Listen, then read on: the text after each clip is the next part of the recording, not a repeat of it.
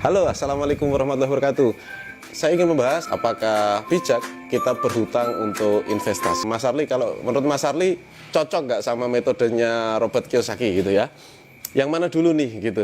Saya ada beberapa pandangan dan memang buku itu bagus dan menurut saya ada beberapa hal yang memang saya terapkan dalam kehidupan saya, tetapi ada beberapa hal juga yang saya tidak sependapat dan tidak saya ambil. Jadi dari banyak hal ya di cash flow kuadran, kalau di 4 kuadran itu ESBI kita termasuk yang mana itu saya memahami dan ya itu relevan dalam kehidupan, tetapi ada beberapa hal yang kalau kita perdalam, ada beberapa hal yang saya tidak sependapat. Salah satunya adalah yang akan kita bahas kali ini, apakah bijak kita berhutang untuk investasi. Kebetulan saya Muslim, berhutang itu boleh saja ya di dalam Islam. Tetapi ya di saat kondisi yang memang betul-betul mendesak, misalnya ya kita tidak mau, saya tidak akan berharap ya kita mengalami kondisi yang mendesak ya, mudah-mudahan kita semua diberikan oleh Allah kondisi yang longgar ya, jangan sampai mendesak. Misalnya sakit ya, tidak punya biaya terus harus nih dioperasi misalnya ya, misalnya sampai berhutang, wajar. Yang mendesak ya, misalnya rumahnya kebakaran terus mau tinggal di mana bingung karena nggak ada dana persiapan, akhirnya sampai berhutang, wajar.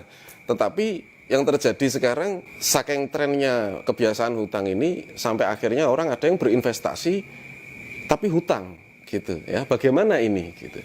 Nah, saya rasa investasi bukan hal yang mendesak. Investasi itu untuk menambah kekayaan kita, untuk menambah harta kita. Jadi tidak selayaknya kita berhutang.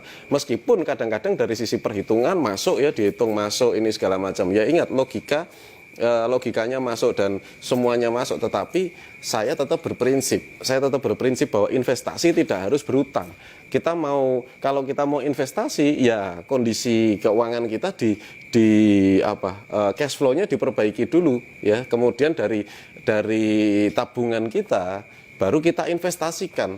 Itu yang saya lakukan. Saya tidak tahu pendapat ini cocok atau tidak cocok, tetapi ini yang terbaik untuk kehidupan saya dan sekeluarga. Jika Anda cocok dan kira-kira baik untuk keluarga Anda, baik untuk Anda dan keluarga, silakan aja diterapkan.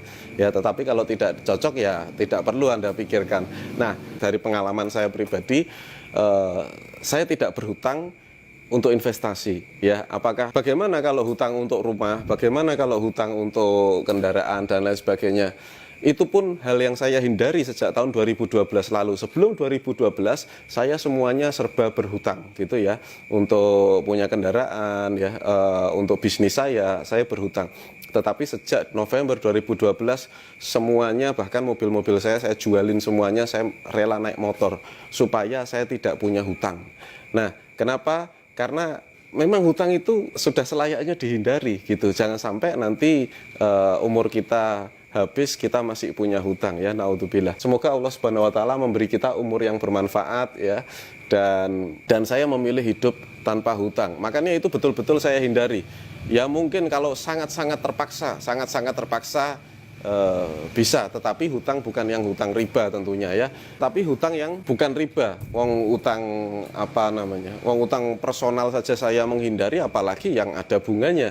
Ya, tentu saja itu wajib dihindari ya, karena namanya riba itu siapa yang kena dosanya ya. Menurut hadis riwayat Muslim, pemakan riba, pemberi makan riba, juru tulis dan 2 saksinya, maka semua sama saja ya. Nah, ini yang harus betul-betul kita pahami ya, bagi saudara-saudara Muslim. Utang yang berbunga itu riba, mau leasing, mau KPR, semuanya yang ada bunganya. Jadi kalau pinjam ada tambahannya itu riba. Ya sudah jelas ya, pinjam ada tambahannya itu riba. Nah, jadi kalau saya KPR, leasing itu juga saya hindari. Karena sudah jelas, satu memang dilarang agama ya. Coba Anda bayangkan. Pemakan riba, pemberi makan riba, juru tulis dan 2 saksinya. Kalau saya berhutang dan ada ribanya, berarti saya termasuk golongan yang kedua. Ya, jadi makanya saya hindari. Nah, mungkin teman-teman bertanya, loh Mas, kalau sudah terlanjur bagaimana? Kalau sudah terlanjur segera kurangi gitu. Apa yang bisa dikurangi? Misalnya dulu hutangnya karena beli motor. Ya Anda boleh jual motor Anda dan kemudian Anda pakai motor yang second saja, yang penting bisa berangkat ke kantor, bisa dipakai untuk jalan, tetapi tidak perlu berhutang. Ya, Begitu juga dengan mobil, begitu juga dengan tempat tinggal. Itu yang saya sarankan. Kalau utangnya tanpa jaminan, Mas, sehingga tidak ada lagi yang bisa dijual. Berarti kan tanpa jaminan.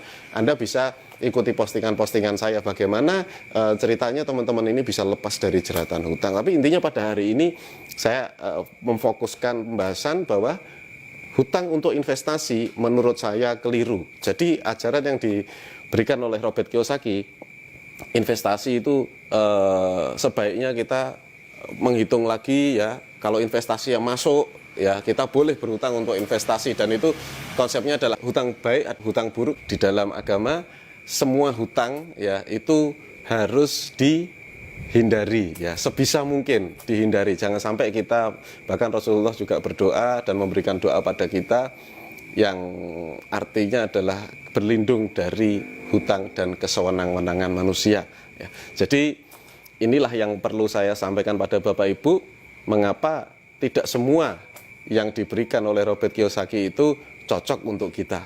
Makanya kita ambil saja yang cocok ya, dan kita tinggalkan yang kira-kira bertentangan dengan prinsip-prinsip akidah. Mudah-mudahan bermanfaat. Saya doakan Anda semua yang menonton video ini diberikan kelonggaran oleh Allah dan dilunaskan semua hutang-hutangnya. Sekian, wassalam.